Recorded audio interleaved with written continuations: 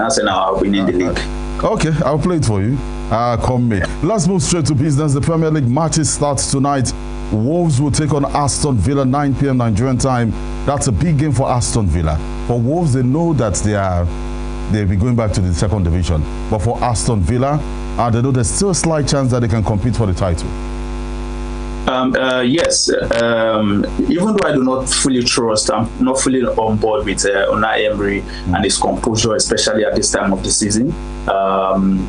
I think that Aston Villa will just go ahead and beat Wolves. Yes, Wolves are trying to get themselves back up in the Premier League, especially on the table, but I don't see how they are able to beat Aston Villa, even though Aston Villa is playing away from home. I think Aston Villa will just go ahead and beat Wolves. That's what I think. Okay, let's move to the Vitality Stadium on Saturday, 1:30 p.m. Bournemouth to take on Sunderland. Sunderland started like a house on fire, but it seems somebody has cooled that fire down. But they take on Bournemouth. That's a game if you love sports, you want to watch, because Bournemouth plays good football, especially when they are home. And the guys from the Stadium of Light has got quality players who are also impressive. Well, yes, I think Sunderland coming down I think Sunderland losing a bit of form is down to one player, Granit Xhaka. He's been the metronome in the midfield. He's been the one dictating play and doing every other thing. Ever since he went on injury, Sunderland have sort of like gone down the drain. So I think if Xhaka doesn't come back, I think Sunderland are in for a big run. Bournemouth might just go ahead and beat them, or perhaps it's a draw. I'm not quite sure if Bournemouth are going to beat them. I'm leaning towards a draw. They brought in one of the most expensive players in the history of the Premier League, if not in the world, that looked like a team that no one would be able to beat. They also went to Bayer Leverkusen and bring in Florian Wirtz. I'm talking about Liverpool, but they've been inconsistent. They go and win 4 matches. Before you know it, they lose the next 3. Liverpool takes on West Ham United, who are trying to survive. I think it's going to be very interesting to see this season if West Ham actually go ahead and relegate, because the way when I watch their football, they make too many mistakes and most of their woes are self-inflicted. I think Liverpool are too hot and too much for them to handle. Unfortunately, another loss is on the books for West Ham. But you and I have seen Liverpool play this season. You can't be too sure. Your confidence level this morning about Liverpool is high. Can you bet on that Liverpool will be destroying West Ham at Anfield? Yeah, let's not forget that despite Liverpool being poor, Anfield is a fortress for them, at least to an extent, to a large extent, historically and even this season. West Ham, being as poor as they are, coming to Anfield, the atmosphere alone is going to throw them off the park. I think Liverpool have every odds in the bag for them, and I think it's okay. It's only logical if I say Liverpool are going to go ahead and just beat West Ham. At the point their fans were murmuring, I mean, the Howe was booed after a game, but then the 10 teams around, most especially the Champions League, you saw the records, I mean, one of the highest scoring side in the Champions League. And just recently, this week to be precise, Newcastle scored 8 goals in 2 matches against Karabakh, and this time they are at the St. James Park. They take on Everton. Should we say this is a tricky game, or Newcastle all the way? Yeah, well, it's actually a tricky game for me because there are 2 mid-table teams in the league. But I think Everton is 9th on the table. Newcastle is 11th on the table. Both are not really in a good form right now. So I think that Everton might actually go ahead and beat Newcastle. Newcastle these days just like to parade themselves as one of the big boys, but in the real sense, they aren't really a big boy. I think Everton is more of a traditional team. They are both traditional teams in the Premier League. Everton might just go ahead and beat Newcastle.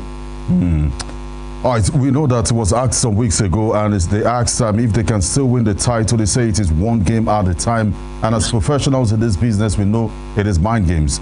Manchester City will travel to Elland Road to take on Leeds United.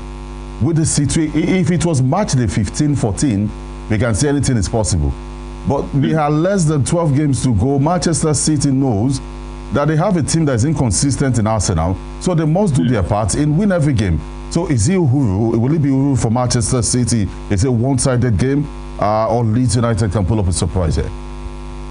I think this is a match that I'm especially looking forward to, and it's not out of it watching. Obviously, in other Manchester City matches, I don't really invest my emotions in it because I know they are going to win anyways. But this one, even though Manchester City can, I'm not saying will, can go ahead and win, I think it's not going to be a comfortable win for Manchester City. Are you speaking as an Arsenal fan here? Because I mean, exactly. I was expecting that you were going to point that out. If I was speaking as an Arsenal fan, maybe it's just my wish, but I'm trying to be analytical here. I think Manchester City have to be wary of.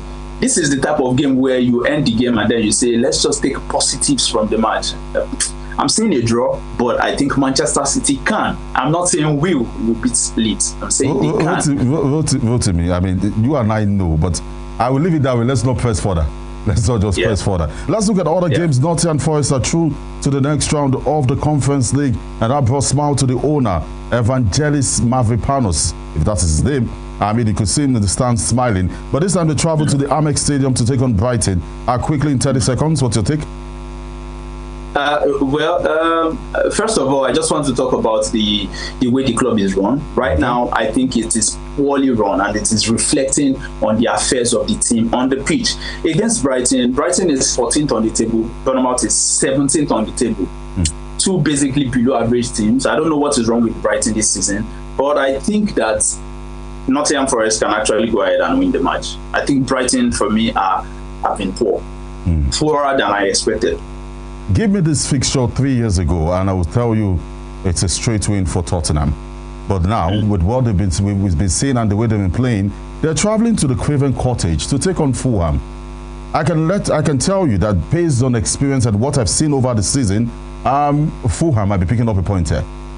Yeah, I agree with you, Joseph. Look, Tottenham, with what I witnessed, Tottenham versus Arsenal last weekend, I think there are lots of things going on in the club, within the club. Also coupled with some of the things that Postecoglou said when he went on the podcast. I think that Tottenham is rotting right now. They are rotting. They are rotting, you say? Yeah, rotting. Wow. Yeah, because I saw a clip where the manager was shouting instructions to Van der Ven, and he basically just ignored it. So when things like that happen, and then it happens publicly like that, it gives you a picture of what is actually going on in the club. There is no regard for the manager, no respect for tactical information. And so how do you expect them to do well on the pitch? I think Fulham just go ahead and beat Tottenham. You know, I've always doubted when they say that, you know, to fix Nigeria's problem is not rocket science. They say you need just one good president that will come in and fix it all. Do you believe? Because you don't believe. Okay, so why am I talking about Nigeria? Why am I talking about Nigeria here? Because they said it will take one man to fix Manchester United's problem. And Michael Carrick has come in. I mean, he has done the job. He's doing really well. I can confidently give me match day 13, match day 14. I'll be bet on Crystal Palace to win. But this is Manchester United, a renewed Manchester United. Not a hope, but a renewed Manchester United. So when you mentioned the president, when you tried to use the analogy of the president, I already knew you were talking about Manchester United and Crystal Palace.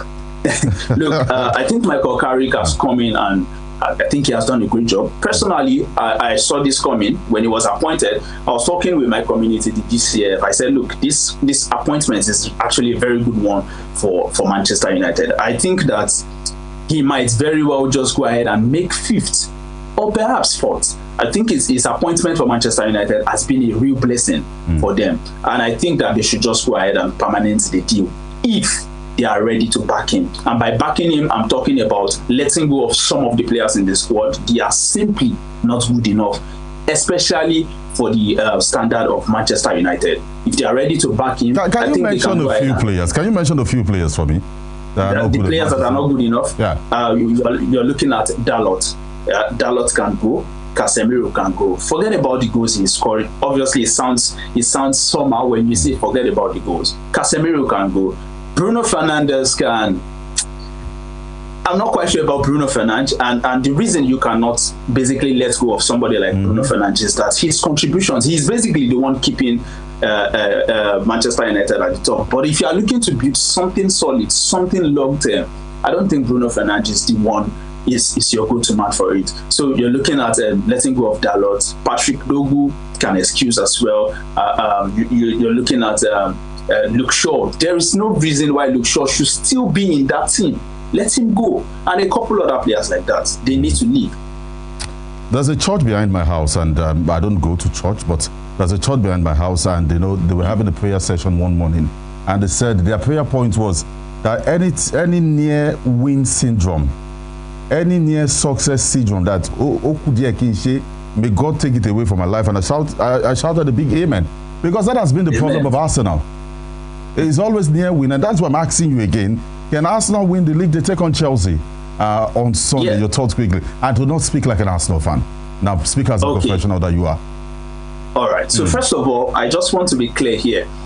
I've been struggling to actually understand the demands and the requirements of Chelsea, because Chelsea very well have spent huge in the past 2-3 seasons, and they've basically not been able to produce much from it. So I'm thinking nobody's demanding anything from these guys. They are basically walking away with spending huge and not getting something tangible or something long-term from it. You look at their squad paper, there's really nothing exciting from it. So I feel like Chelsea need to actually sit back and then start to run themselves like a proper club. Now, talking about Arsenal versus Chelsea, this is a long traditional fixture in the Premier League, and how the tables have turned. Before now, it used to be Chelsea basically dog walking Arsenal, but these days, even if Arsenal is dying, when they face Chelsea, they somehow seem to resurrect. And we have faced Chelsea several times this season, and it's always been one outcome at the end of the day: Arsenal beating Chelsea. I know Chelsea are really struggling, fighting back to break themselves free from that bondage, from that slavery from Arsenal. But you see, I still do not see how it is going to happen against Arsenal, especially in our fortress, Arsenal at home at the Emirates against Chelsea. It's almost like a lost cause for Chelsea. It's the 27th day of February, one day before the last, 27th day of February, and I want to pin this video before I let you go. Is Arsenal winning the league again? Arsenal are definitely winning the league. Now, speak with confidence, man. Are they winning it? Arsenal are definitely winning the league. Arsenal winning the league. Votimi, I must thank you for your time. Thank you for being a part of the show, and thank you for always answering whenever we call. Yes, I'm always glad to be here. Thank you. Thank you. Yeah. All right, that was Votimi, who joined us live from Lagos. We'll be saying about his very similar. Let's remind you that other matches will be played in other leagues. In Spain, Elche will take on Espanyol. Valencia is up against Osasuna. Real Betis will score up against Sevilla. There's a big one between Girona and Celta Vigo. 50-50 chance, if you ask me. In Germany, VfB Stuttgart will take on Wolfsburg. Eintracht Frankfurt is up against Freiburg. Leipzig will travel to take on Hamburger. In the Italian Serie A, Cremonese will take on AC Milan. Sassuolo is up against Atalanta. Torino versus Lazio, while Roma will take on Juventus. In the French Ligue 1, we have Marseille versus Lyon. Auxerre will take on Lorient. Lille versus Nantes, while Nice is away to Paris FC. And one game, no matter what I will see, there's a Metz taking on Brest. Now, Brest will travel to take on Metz. I will not miss that game.